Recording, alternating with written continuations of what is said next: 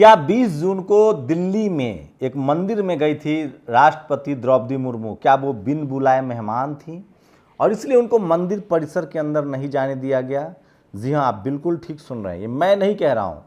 BBC की एक report में खुद मंदिर के पुजारी ने कहा है कि हमारे मंदिर में जो बिन बुलाए आता है उसको गर्भगृह में नहीं जाने दिया जाता है। अगर हम किसी को बुलाते हैं तो वो मंदिर के गर्भगृह में आ सकता है, लेकिन फिर उसको झाड़ू लगाकर जाना पड़ेगा। सोचिए, आपको बता दूं कि इससे ठीक पहले 2018 की खबर है ये।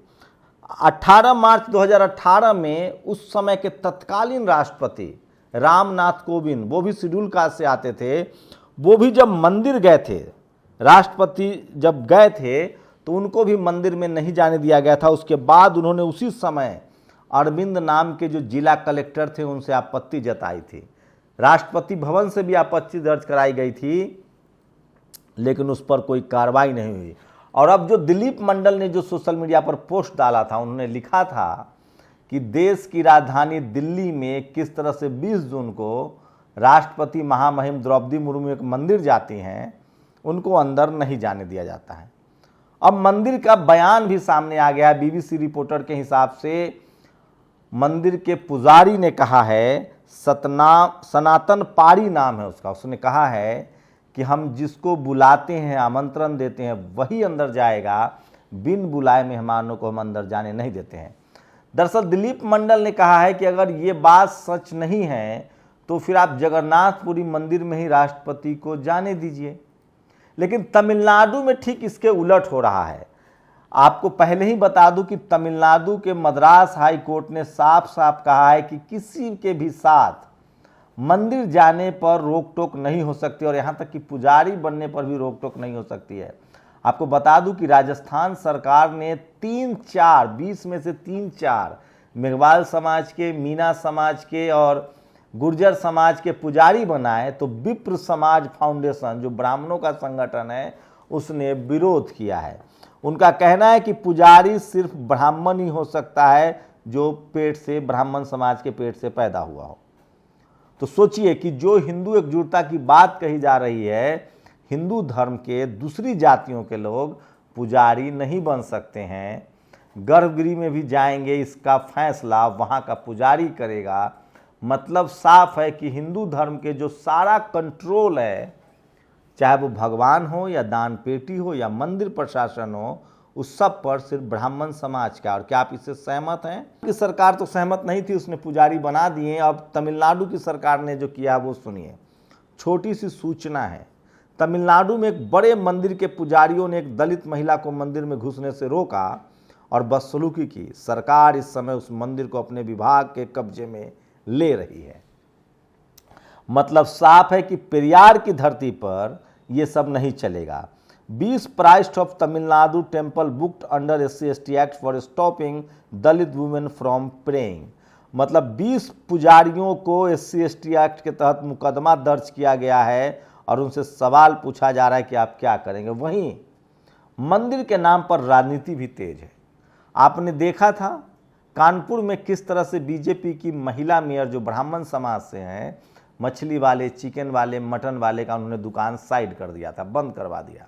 बिहार के मुजफ्फरपुर में भी बजरंग दल के लोग जो मुंह में गुटखा रखे हुए हैं और वो मछली मांस के दुकानों को बंद करवा रहे हैं। अब सवाल ये है कि मछली का कारोबार, मुर्गा का कारोबार, मांस का कारोबार कौन लोग करते हैं? आप लोग बहुत समझदार हैं, आप हमें बताइए, और किनके पेट पर लात मारी जा रही है। और सवाल है कि क्या इस देश में मछली, मुर्गा, चिकन, प्रोटीन लेने का, खाने का भी हक नहीं है आपको? क्या अब ये बजरंग दल तय करेगा कि कौन कहाँ क्या खाएगा? और सवाल है कि मछली के जो बिजनेस में सबसे ज़्यादा पिछड़े समाज के लोग हैं, चाहे वो मछली पकड़ना हो, चाहे मछली बेचना हो।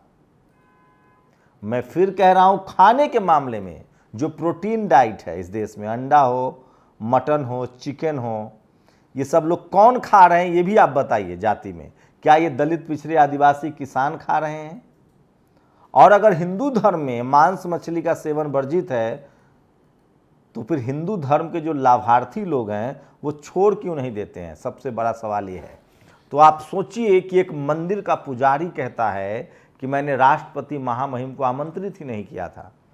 तो क्या राष्ट्रपति अपनी आस्था से गई थी मंदिर, और क्या मंदिर में कोई आस्था से जाएगा तो उसके साथ दुर्व्यवहार किया जाएगा? हो तो यही रहा है। अब सोचिए कि संवैधानिक देश में कौन ताकतवर है, पुजारी या देश के महामहिम राष्ट्रपति? ये आपको तय करना है। और क्या इससे हिंदू धर्म का और विस्तार होगा? जो लोग कहते हैं कि 2 बोरी चावल देकर धर्म परिवर्तन करवा दिया था, इसीलिए तेजी से आदिवासी हों या दलित हों, पिछड़े हों, किसान हों, वो भारत की जो धरोहर है, विरासत है, सम्राट अशोक का जो धम्म है, जिसको सनातन हम बोलते हैं, जो भारत के नीचे मिट्टियों में दफन है, उसकी तरफ लोग बढ़ रहे हैं।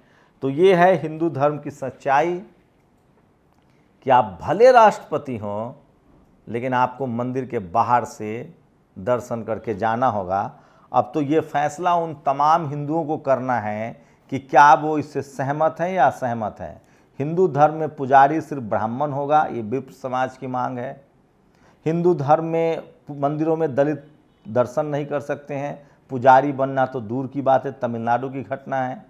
तो सवाल है कि इन सब पर आप लोग की क्या राय है, ये बहुत ज़रूरी है, क्योंकि जब से बीजेपी आई है सबसे ज़्यादा आप सोचिए, धर्म के नाम पर जो वोट है उनको ओबीसी की जातियाँ, किसान जातियाँ, दलित और पिछड़े दे रहे हैं। अगर मान भी लीजिए सवर्ण समाज की कुल आबादी 15% है, उसमें से ब्राह्मण समाज की आबादी कितनी होगी?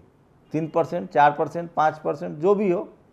तो क्या हिंदू धर्म जिनके कंट्रोल में हैं, अगर धर्म के नाम पर सरकारें बन रही है, हिंदू राष्ट्र की कल बात कही जा रही है, तो सवाल है कि बाकी लोग सोचें, जो इस देश के किसान हैं, किसान जातियां हैं, जाट, गुर्जर, पटेल, मराठा, जो SC ST OBC हैं, यादव, कुर्मी, कोयरी, कुशवाहा, वो सब लोग सोचिए, आदिवासी जो धर्म के नाम पर वोट देते हैं, जिनको हिंदू राष्ट्र का सपना दिखाया जा रहा है कि आपके साथ हिंदू राष्ट्र बनने पर क्या होगा, जब संविधान के राज में ये हो रहा है।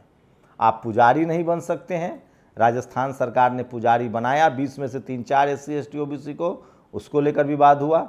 तमिलनाडु में मंदिर में दलित महिला नहीं जा सकती है।